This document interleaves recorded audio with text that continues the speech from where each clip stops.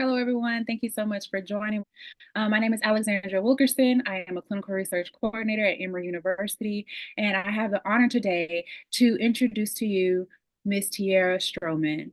Ms. Teirrah Stroman is a dedicated food and nutrition scientist and a Tuskegee University graduate. As the CEO of Health 2, the T Nutrition, Teirrah brings over 6 years of experience in the clinical and community of nutrition, focusing on underserved areas with limited access to fresh foods. She is wonderful. Teirrah is a passionate advocate for women's health and a local activist for marginalized communities facing food insecurities. She is also a board certified nutrition health coach and an active public speaker, partnering with nonprofits across Birmingham, Alabama, with a drive to change through education and outreach. Please join me in welcoming Ms. Teirrah J. Stroman, a true leader in the fight for better health and nutrition. Thank you so much, Alexandria, for that very kind and warm welcome. I really do appreciate that. And I hope everyone can hear me clearly. I think I have my thing unmuted. Okay, great.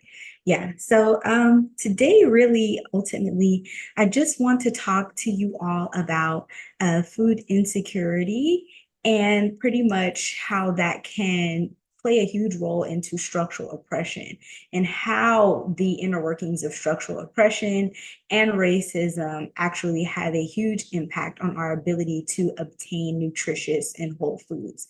So like Alexandria said, my name is Teirrah J. Stroman. I am a food and nutrition scientist.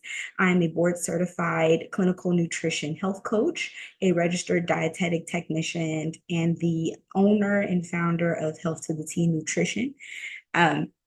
And really, I just dedicate myself to works like these because it's important to know that. So a little bit of background about me before we get started. Like she said, I graduated from Tuskegee University. Little do people know, I am from Los Angeles, California, born and raised in South Central urban area. And I moved to the South for school. So I got a nice scholarship from Tuskegee University upon me living there for 4.5 years. Tuskegee University is actually a food desert. And so this is kind of how I got into the intricacies and the works of food security, nutrition, and even environmental racism. So the topics that are going to be covered in today's discussion is identifying food security versus food insecurity, and then understanding food deserts and urban food deserts, and then race, ethnicity, food insecurity, and how that leads to chronic illness, and how my career seeks to educate, uplift, and transform the lives of those who experience such conditions. So I'm pretty sure we keep hearing these words, maybe or maybe not, food security.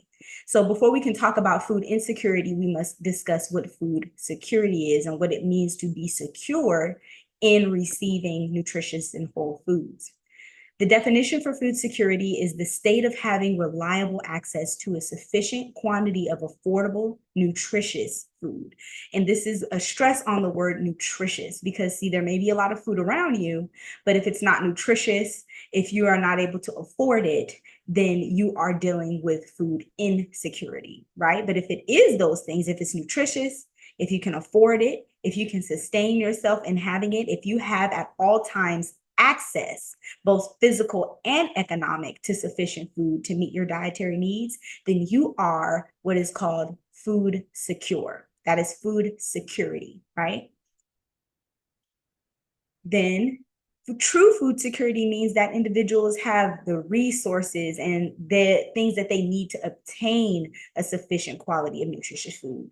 So pretty much, according to Drexel University, a living wage that would support a basic standard of living without food insecurity is between $20 and $26 per hour. And that is heavily dependent on the state. It's also heavily dependent on economic climate and inflation. So this would need to be amended each year for those variables, right? So because we know today, $20, I don't know if that's really cutting it in the US of A in terms of economy and the cost of living and the standard of living here, with rent exceeding $2,000 a month, in some places $3,000 a month for a single bedroom or even a studio. Rental prices are exceedingly high, as well as grocery and gas prices. So those numbers don't necessarily reflect certain people's living and circumstances, right? So that's something we also have to take into account. But true food security means that individuals have the resources they need to obtain the quality, nutritious food, right? And these things are dependent on a myriad of factors. So there are socioeconomic factors, physical factors, meaning somebody's physical ability to be able to even obtain the food, and policy related factors. So when we talk about policy, we're talking about laws and legislations. We are talking about bills and initiatives put into place in order to allow certain programs to come into being to help support these things, right? Next. Food insecurity. Food insecurity is the state of living in a situation where an individual or a household has limited or uncertain access to enough safe and nutritious food for normal growth and development to be able to live an active and healthy lifestyle. So food insecurity, when you think about that, right, can you see yourself in that, or can you more so see yourself in food security? The goal is that people would be food secure. But a lot of the times, more often than not, especially in underserved communities, people deal with food insecurity. Children, teenagers, women, men, grown adults from ages 18 to 65. And so food insecurity can be something that you don't even necessarily know that you're experiencing. You just know you don't really have it, right? And you're trying to make do with what you do have. And so you go to the grocery store and buy the things that you may be able to afford, but what you may be able to afford may not be the most nutritious. And you may not even know where to start, or the grocery store may not even carry anything that you're able to consume that's nutritious for you, right? So it's food insecurity. So a food desert then plays into food insecurity. So by definition, a food desert is an area where people have limited access to healthful and nourishing foods. And this can be in a rural or urban area. An urban food desert would be a densely populated urban area where the nearest grocery store is 10 miles away and few residents own vehicles. So usually in a food desert, when I mentioned about me going to school in Tuskegee University, Tuskegee is the city of Tuskegee. It's a historical city. It is a food desert, but also Tuskegee is also in Macon County. So there are counties in the South that are actually, they were racially separated and segregated due to redlining.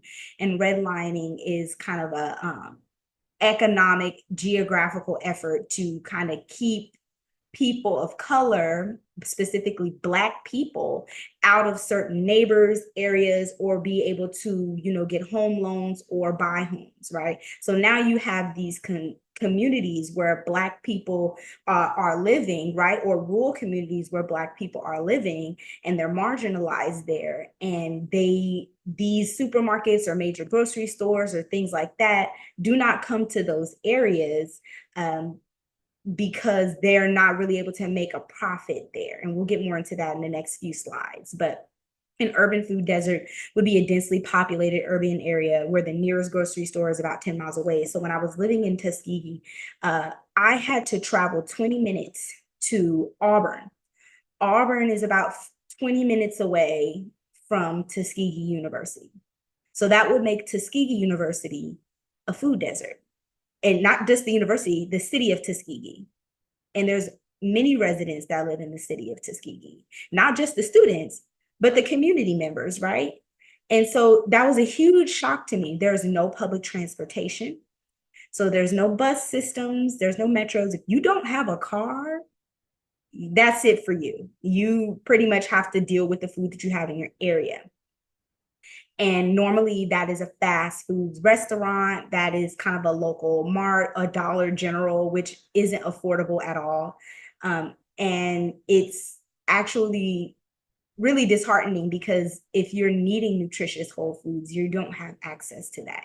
Still in 2024, this is something that students who currently attend Tuskegee University and previously attended as Tuskegee University, like myself, and alumni of the years past have had to deal with. And this makes it really difficult to study. This makes it really difficult to focus on studying and being a student. Or for me at the time, I was a student athlete. So it was really difficult for me to focus on those things because I'm oftentimes concerned about my eating and my well-being and my meals. And although there's food provided on campus at the cafeteria, I had to get on the SGA Student Government Food Board in order to make sure that there were nutritious foods available. Before I got on the board with a couple of my other peers, there was no salad bar, there was no veggie station, there were no vegan options, there was no other options. When I came to that university, I was vegan. I had to quickly realize that, okay, in order for me to make sure that I'm not having any nutrient deficiency, I need to switch my eating. And so I became plant-based, but I had some pescatarian options, fish and things like that. But yes, I am someone who directly experienced the effects of a food desert. And the picture that I have here is of a desert. And pretty much essentially when you hear food desert, you think barren. You think, okay, well, it's going to be a while until I see anything that I can actually use or something that's going to benefit me, right? And so those are the things that come to mind when we think of a food desert. So when you see this picture, think of very far away, out of reach, 10 miles or more away. That's going to constitute as a food desert. And urban areas can be a food desert, meaning a city like certain places in Los Angeles or New York can be food deserts. And I'll talk to you about that in a second. But in most cases, people are left with whatever convenience foods are available nearby, typically meals from fast food restaurants and convenience stores. So places like these can also be a food desert. So this is what I was pretty much talking about. When you go outside of the university at Tuskegee, you see a McDonald's, you see all these fast food places, you see Domino's, you see that, but that's not whole foods. That's not nutritious foods. These are not foods that someone will be able to sustain themselves on. And these foods are oftentimes highly correlated with, heart disease, hypertension, diabetes, all of that, right? Because it's high in sodium. When you see the ingredients listed on these food products, I mean, it's a laundry list long. You're looking at something that you can't even spell most of the times. A ton of chemical combinations and ingredients, preservatives, additives, gums, you name it, emulsifiers, it's the works. And to think that this is what you have to fuel you for your education while you're off going to school, trying to do better for yourself in a community that is a food desert. Not only is it a food desert, but majority of the community members in that population, as well as students, are food insecure. So again, even if you see places like this and you're like, a food desert, well, it's food everywhere. This does not constitute as nutritious whole foods that's sustainable, because a lot of the times even some of these foods after a while are too expensive to afford.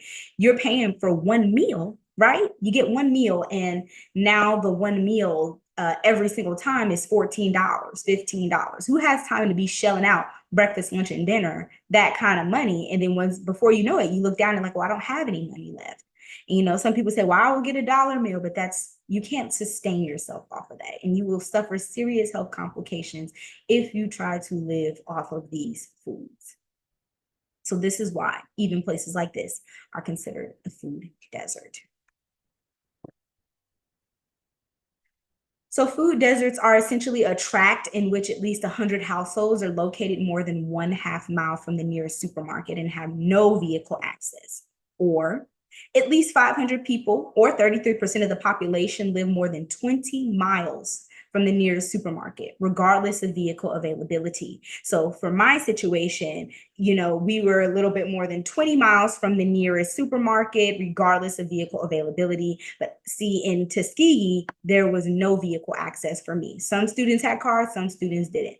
One thing that I can say, and I love about the ingenuity about the students at Tuskegee University, is they started to create their own Uber system through Cash App, and started to create their own businesses. So where there was a need, it was being met, and we really looked out for each other and would create shuttling services from the students who had cars, and then they would charge very, very reasonable prices in order to get students to and fro.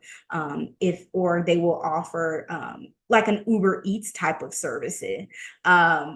Before Uber Eats was super popular, right?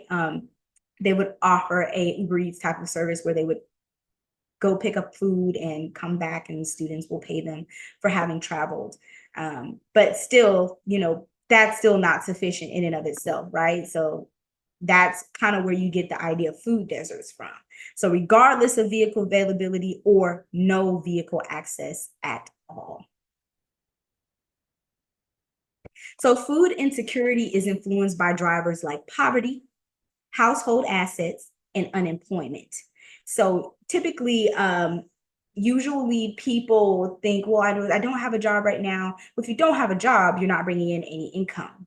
And because you're not bringing in any income, you're not able to buy nutritious whole foods, even if you live in an area that's not a food desert, because you can be food insecure and not live in a food desert. Because a food insecurity is mainly based around the fact that you're not able to afford the food. You are experiencing poverty or unemployment or any other socioeconomic issue that's keeping you from being able to access these foods, or some type of policy issue, or multiple factors. A myriad of factors play into a role for food insecurity. And unemployment is one of those. And so you don't have a job, you can't access the food, but you live in a densely populated city metro area, and there's food around, there's grocery stores around, there may be a Sprouts, a Whole Foods, or this or that, but that's out of your financial capability to even pay for, because you're unemployed. But there are people who are employed who are still food insecure, because see, they may be making a certain amount of money, and now we have to account for the inflation, right? We have to account for the fact that, the cost of living has gone up exponentially. Also, the cost of groceries have gone up exponentially, and the cost of gas has gone up exponentially. And this is just on an individual level, right? These are things that are happening at an individual level, where I want to say you don't have kids. So you may not have kids and they still experience food insecurity. That's why individuals and families can experience food insecurity. So just imagine a family of 4 facing these same socioeconomic issues, and they need to provide for their kids as well. So the whole household is experiencing food insecurity in a metro area, even if it's not a food desert. Food desert is only one factor of how somebody can experience food insecurity, but that doesn't mean you have to be in a food desert to experience food insecurity. And you don't have to experience food insecurity in order to be in a food desert. You can live in a food desert and not necessarily be food insecure, depending on the amount of money you make, your resources, multiple things like that. And that number is usually pretty low. Most of the times, people who are in a food desert do face some form of food insecurity, but a lot of the times, they're not mutually exclusive. So there's that. And then household assets. If your household income is lower than the 200%, the statistic for the average household income, then you likely may experience some form of food insecurity, which may also go into poverty. You're not able to make any money. You live in women's shelter or a family shelter unit, and you are also experiencing food insecurity. So how is race, ethnicity, and food insecurity related? And I see that we have some things in the chat, and I do want to be kind. All right. Oh, look, Terrence Jackson said, I managed a student research garden behind the farmer's market, but I'm not sure how that program is going. Okay, awesome. Yes, and I'm going to get back to these in a second. We'll talk about that kind of towards the end, and I'll be able to chat with y'all about that. But pretty much race and ethnicity and food insecurity happen to be related. And it's really unfortunate, but that's kind of how systemic racism works, right? So a long history of racism and structural oppression has been perpetuated through policies that have caused many communities of color to face disparities in those drivers. So Black children are more likely to experience food insecurity than children of other races. Black families are far more likely to experience poverty, and Black communities are disproportionately affected due to systemic racism and economic inequality. So again, like what I was speaking about the household, the family of four, this is how children are heavily impacted by food insecurity, because either mom or dad are unemployed or they are experiencing poverty, due to the fact that, you know, the truth of the matter is they're not able to get a job due to certain socioeconomic factors. It could be racism. It could be a myriad of factors. Maybe they don't have a high school diploma, or sometimes people are also denied jobs because of simply their name on an application, because it looks too urban or ethnic. And so people are not hired, even though, you know, there is the push for equal opportunity employment. We know as Black people and people of color that even though there are companies and institutions saying that we are an equal opportunity employer and that we seek to hire the marginalized groups, we know the real experience of that, because most of us, many of us, are still experiencing unemployment or joblessness or job loss or microaggressions within the workplace. So it may make employment difficult. And so now you find yourself either being laid off or fired for some other reason that may be unfair and disproportionate to your white counterparts. So Black children then tend to be affected because their parents or their guardians who are expected to take care of them are not able to provide nutritious and whole foods for them to eat, not only due to the fact that they can't provide financially, but they may also live in a food desert. They may not have access due to transportation issues. So these are kind of the realities that go on either within inner cities or rural areas. So food insecurity increased between 2022 and 2023. In 2022, 46.6% of food insecurity, that's kind of what the numbers were, but it increased in 2023 to 52.2%. So it increased more than half, where it was less than half in 2022 to more than half in 2023. 1 in 5 Black people in the United States experience food insecurity. 1 in 5. And we may know 5 people, whether you're Black or whether you're a person of color, even our Latinx community, 1 in 5. 1 in 5. So you know 5 people, and one of those people are experiencing food insecurity. I have been one of those people who have experienced food insecurity more than once, even as a professional in this field, because you're struggling to kind of come up in your career and you know, be who you need to be. Or I was a struggling college student in a university experiencing food insecurity, having to use SNAP benefits, things like that, provided by the USDA and our federal government. In college with 3 jobs, full-time student. And I was food insecure.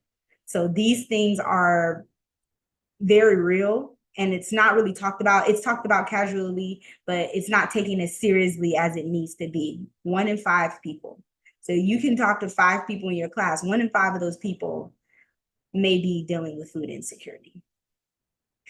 Food insecure individuals and households were unaware of local charitable food resources. So 41.6% of food insecure people and houses were unaware of local charitable food resources. So they didn't even know that there were resources out there like food banks and, you know, SNAP benefits or different other resources, food halls and food drives and, you know, just community giveaways and things like that to help them with their food insecurity.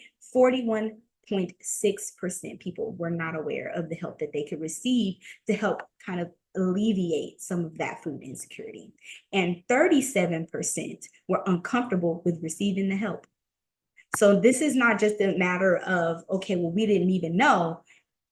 People who did know or find out were uncomfortable with even getting the help because there's a stigma behind actually getting the help. And there is unfortunately, there is a social and racial stereotypical stigma when, Black people are using public assistance. You may see people who are bigoted make comments like, oh, well, you're using our taxpayers' dollars and you all are using food stamps and you all are doing this and that, when in reality, and you can go on to the USDA.gov website, and it is reported Black people do not use food stamps more than their white counterparts or even their Latino counterparts. Black people don't use as much food stamps or public resource assistance as their white counterparts. And these are the facts. And so a lot of the times, marginalized communities are oftentimes attacked with stereotypes. And this digs deeper into the food insecurity because some Black people, unfortunately, some of us are plagued by this feeling of not wanting to get help or receive help. One, because of our pride. We are very resilient people, but some of us are just, I don't want to take any handouts or stuff like that. But these programs are created to alleviate those issues and those things. So if it comes across your table and you have the ability to receive the help, take the help. Take the help in order to make sure that you and your children or you and yourself individually can get the help you need in order to be able to do the things that you need throughout the day. But please don't believe the hype. Don't believe the stereotypes that Black people are using up welfare and, social services efforts. We know who's using them. And that's all I'm going to say on that. So, racism and discrimination, low wages and unemployment, and food deserts. So discrimination based on race affects African Americans' access to employment, housing, and other resources needed for a good quality of life. So again, what I was mentioning about being unemployed or looking for a job, or maybe just even already having a low paying job and you may be overqualified for a role, the works, right? Racism and discrimination play a huge role into that, which can actually impact you with food security, right? Because now that we know Black people don't have the same access to certain jobs or employment opportunities simply because of the things that I stated before, due to their name. So, my name being Teirrah, somebody may see that on an application or resume, right? And like, oh, that's a little too ethnic. How do I say her name? Teirrah, and I get all of it all the time. And that's also part of the reason why I was so adamant on starting this company and really moving ahead forward with my dreams. And it's been an uphill battle and it's been very difficult because regardless, I am still part of these numbers, still part of these statistics while also trying to beat the odds, right? So we just don't have the same access to employment, housing, and other resources. What I mentioned about redlining and things like that, housing, Black people are not able to get home loans at the same rate as their white counterparts. There have been stories of Black people having to use their white allies or their friends to go ahead and get their houses appraised for them, meaning that these white allies and friends are standing in for the Black homeowners to get their house appraised at a fair rate. Because if they come in as a Black couple, whatever kind of couple they are, they come in as that couple and the white appraisal officer sees them and they will likely appraise their home at a lower market value than what the house is actually worth and what they actually paid for it. Versus if you have a white person, which the white allies will come in and stand in for those Black friends, right? Because they understand the structure of racism. They stand in and it's not their home, but they have to change things into their home. They can't have certain Black ethnic pictures, family books and Bibles and things like that because the appraisal officer will come in and do a walkthrough. And so these things greatly impact generational wealth because you have to have white friends or family or whoever or allies come in and stand in for you in order for the appraisal officer, in order to be able to offer you a correct number for how much your home or your property is worth. So we think about that sometimes, and we don't think about how deeply that is connected to security, wealth, of being able to afford basic necessities of life, where white people are able to pass down their wealth to their children. So they're not usually having to deal with food insecurity. And I'm not saying obviously all white people. We know that there are margins where there are people who live impoverished, and there are poor whites. We understand that, right? But we're sticking on topic today. And so what I'm saying is the majority of white people don't have to deal with food insecurity. And so housing, employment, and other resources needed for a good, healthy quality of life, Black people are disproportionately affected by that, and we're not able to experience that. Low wages and unemployment. So you're getting paid a lower wage than your white counterpart doing the same job. The same job. And it happens often. We talk about microaggressions in the workplace. I've experienced it many times in the clinical field, in the healthcare field, being a provider myself, the microaggressions, the racism, being offered lower wages. I know my worth. I have to come in and negotiate competitively for my worth, and just making sure that you're firm and in those conversations. You don't want to be too, laugh around and all that stuff, because once they feel like they can laugh with you, they're going to play with your money. So always ask for what you're worth. Always come in being ready to negotiate your asking price. But also too, the reality is sometimes we don't have that. Even being able to negotiate or doing things like that can be privilege. Some of us have to take the jobs that we can get, right? So now low wages, you may be somebody with a college degree now having to work in food service, right? And I'm not knocking it. I have worked in food service before. I've worked at Chick-fil-A, my pleasure. I have worked there. I've worked at Chick-fil-A. I've worked at Olive Garden. I've been in food service. I've done fine dining. I'm not above anything, but I believe in order to be an effective leader, you must serve first. And so I've done my serving, and I still serve to this day. Not necessarily actual food, but I still serve my community in the ways that I feel are enriching for me.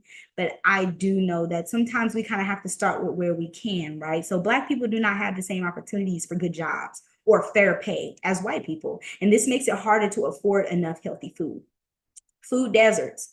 Food deserts are areas without grocery stores or other places to buy fresh and healthy food. So not only are you experiencing racism and discrimination, low wages and unemployment, and you're also experiencing living in a food desert. Or if you're not in a food desert, you're dealing with food insecurity due to racism and discrimination, low wages and unemployment, policy and regulation. So you see how these things just kind of compound on top of each other in terms of access. This can make it really difficult in order to get the food that you need. So how does this play a role in chronic illness? Food insecurity is associated with a higher probability of developing a chronic disease. And this is so, so true. And a lot of the times we hear in our communities, well, oh, my grandmother has diabetes, and my grandfather has diabetes, or oh, they had the gout, or they had to cut her foot off, or just all these things, right? Or they're taking so many pills, or she hates taking this pill, or hates taking that pill, or they hate taking this. And, we oftentimes hear this from our grandparents, from our elders, right? Just the pain and the difficulty that they go through. But when we look back at our family history, right? When we look back in our lifetimes and we see what grandma and grandpa had to go through, they dealt with racism and discrimination, low wages and unemployment, food deserts, right? So it's no surprise, maybe even at that point. And this isn't to say that we are not taking personal accountability for what we put into our mouths, right? But we have to be honest about even being able to get access to that initially to even start on the right foot. So not only is this about access, this is about education, because some of us come in ignorant, and not ignorant because we were just choosing to be. It's not willful ignorance. It's simply we do not know because we don't have the access or the resources. And so this makes it very difficult for us to make informed decisions about our food, thus impacting our health down the line. So a study conducted in 2017 by the USDA Economic Research Service found higher rates of chronic disease in low-income food insecure adults between the ages of 18 years and 65 years old. So pretty much the Economic Research Service is it's a group that in the USDA that conducts a bunch of different research, science research for the Food and Nutrition journals and the Economic Research Report. So there are actual links that you can go to on the USDA where they will give you statistics and research reports in the form of a PDF where you can look up all of these statistics that I'm sharing with you all today. But it's really ghastly to just think about that. Back in 2017, now I can remember where I was in 2017.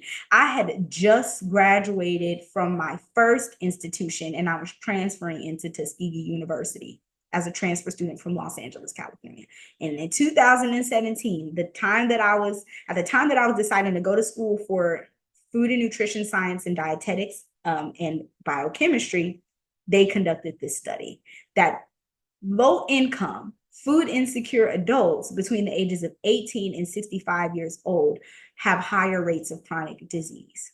So approximately 54% of food insecure individuals have multiple chronic conditions. So this is not one or two, but multiple. So which chronic illnesses are we talking about? We are talking about hypertension, coronary heart disease, hepatitis, stroke, cancer, asthma, diabetes, arthritis, chronic obstructive pulmonary disease, and kidney disease. So chronic obstructive pulmonary disease is often referred to as COPD. I have had experience about 3.5 years in telehealth as a chronic disease prevention health coach. And I was working remotely for the population in New York. So I was working in remotely for areas like Brooklyn, Queens, even I want to say Staten Island. I've had some members from Texas, but they switch me around. And one thing I can say is there's really a lot of people who want to do better, but they don't have access or the ability to do better. And they don't even have the knowledge. So I was so honored to be able to sit on the phone with many different people from many walks of life. And really, most people want the same things. They want access to fresh, whole, healthy foods, but they want to be also able to not having to pay an arm and a leg to get it, right? When they're already dealing with socioeconomic factors or social determinants of health. So it was really hard for me sometimes to sit on those calls when you feel like, as a professional, what can I do from this far away? I mean, we would get with their care coordinators. We had a whole triage and nurse clinical team ready to help that individual and support them virtually with any of their needs. And we work directly with their physicians and their care providers. But sometimes some of these individuals had very poor insurances where the insurance company would kind of block us or bar us from sometimes even being able to approve them getting the help that they need. So this is also an issue when we talk about the greed of companies, insurances, and stuff like that. So now we have people who are care providers like myself and some of our other physicians, nurses, nurse practitioners, right, care coordinators who want to help, but we can only go so far because insurance is telling us no at every level. They will even tell a physician no, even if you get a doctor's no, and we're trying to help this patient, get what they need, right?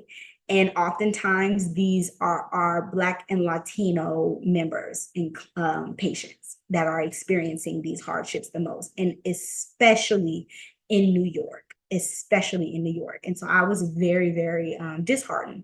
And it made me feel like I was working in sick care and not health care. And so I seek to always uplift preventative measures, right? Preventative healthcare options and things that we can look at in order to help ourselves, not hurt ourselves. I don't want to maintain people on something that I know that they can virtually get themselves with assistance and guidance with their physician and other care providers, that they can get themselves into a better state, right?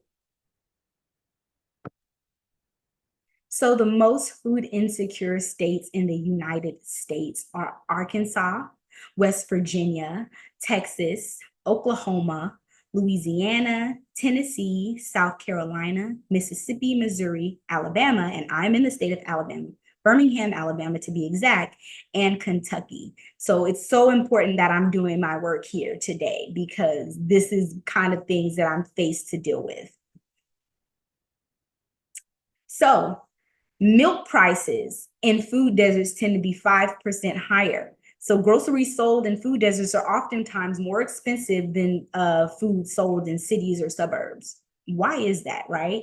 And I have a really good reason. I had to write it down. So if I'm looking to the side, forgive me. But pretty much it's an inequitable food system. So grocery stores decide where they want to open based on population's spending power.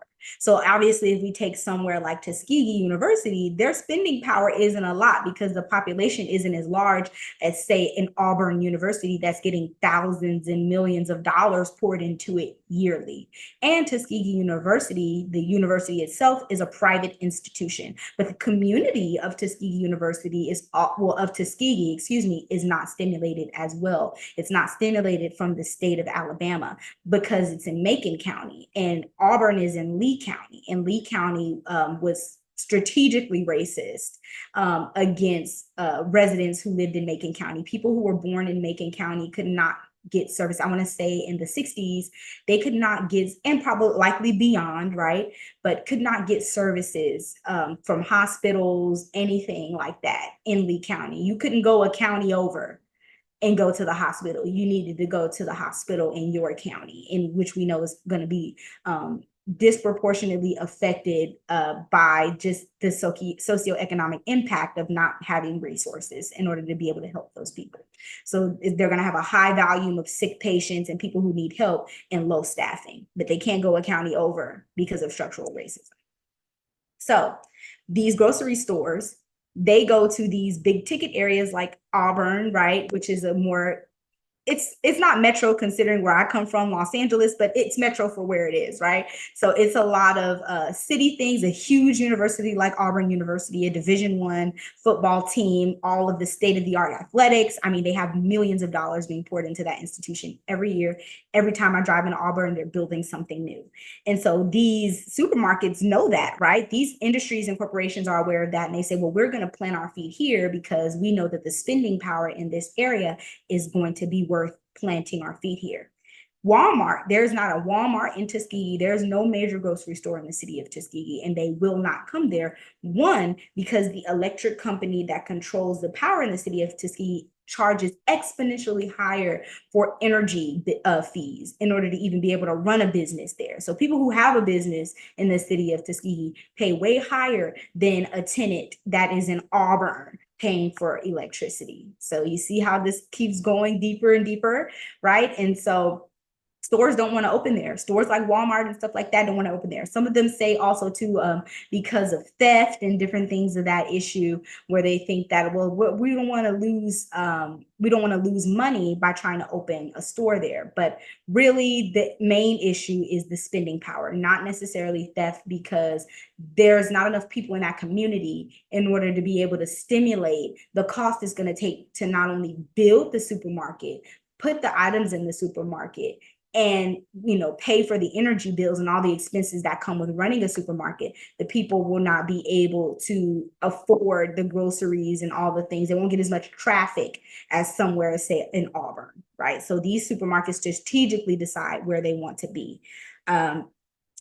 So this is usually why groceries sold in areas that are rural are way higher. So cereal prices are 25% higher than that of areas of cities or suburbs.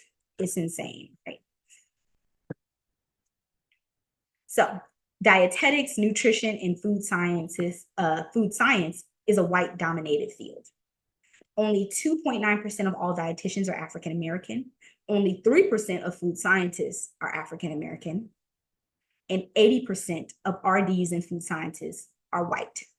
So the field that I currently work in, that I've gotten my degree in, my expertise in, where I have my passion in, is 80% white.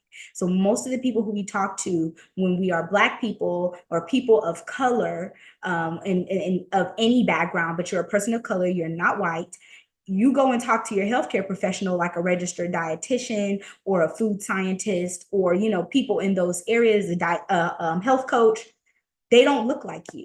So the information that they're giving you about how to reform your diet or things like that, you find them consistently taking digs at your cultural dishes and telling you to remove staple foods like beans and rice from your eating habits, which is completely absurd because beans and rice have been sustaining many different cultures for many years. And so to remove that because it doesn't align with white food culture is really damaging.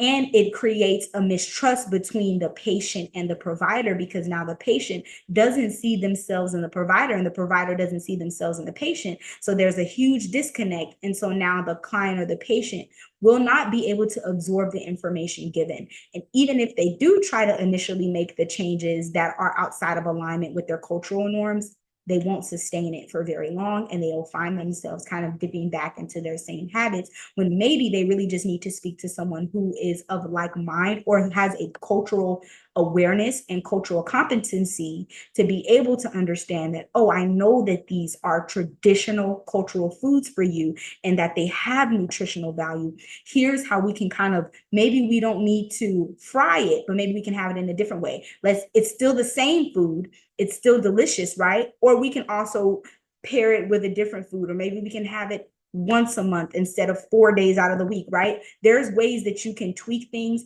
And me being a food scientist, the blessing is that I understand food chemistry and nutritional biochemistry. So I dig a little deeper into telling people how maybe you can do starch resistant rice. If you're having an issue with diabetes, well, you can actually refrigerate your rice after cooking it for 24 hours, and this is going to raise the starch resistance in it, thus lowering the glucose spike that it may promote when you eat it. Because a lot of the times people say, well, don't eat white rice because it's going to raise your blood sugar glucose levels or raise your glycemic index. But starch resistance in white rice does not spike glucose levels. And these are simple things that can be taught, but a lot of the times because people in these professions don't look like us, they may not share this information.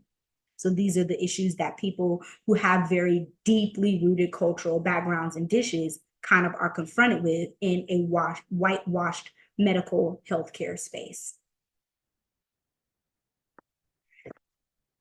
So I believe that each person has the right to live a life of dignity with access to basic necessities and quality nutritious foods, powered by equitable food systems where families and individuals are able to sustain themselves in a safe environment. So it's incredibly important to me that people actually have real access to food, and not just equal access, but equitable access, because what one person needs, the other person might need, and the other group may need, and the other group might not need. We want to make sure that it's equitable so that people get exactly what they need to thrive.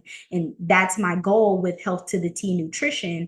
As a food scientist, you know, I do a lot of public speaking, a lot of community education. I volunteer at Pathways Home, which is a women's shelter here in Birmingham, Alabama, where I provide food and I do nutrition speaking. I'm working with a few nonprofits down here in Birmingham, Alabama, on their community garden and their nutrition education programs. So I offer nutrition education reform for programs who want to have community services that teach about nutrition, food science, and gardening. And it's been such an awarding thing to be able to do, to give back in such a way and spread this level of awareness, because I think a lot of the times if people just knew, they would be able to actually take that into account with what they're doing, because they now have access to it, right? They can talk about that. These are my cited sources, and I thank you all so much. And this is a quote from Jasmine Westbrook, a Black registered dietitian and licensed dietitian nutritionist. Be honest and truthful with yourself about how you view other cultures and people who do not look like you. Be aware of your own biases and stereotypes. Most importantly, be comfortable. Do not sweep this under the rug and make it into something that it is not, just so you can feel comfortable.